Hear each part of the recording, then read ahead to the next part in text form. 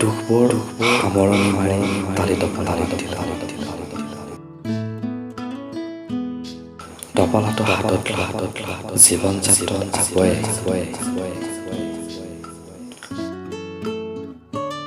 দুখবোৰ জীৱনৰ অংশ হিচাপে ধৰিলে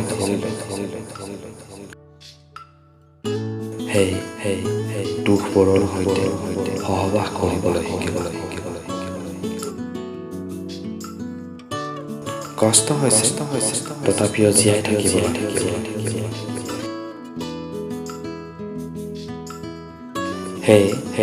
মই আৰু উভতি নাযাওঁ মই গুচি দুখ ইয়াতে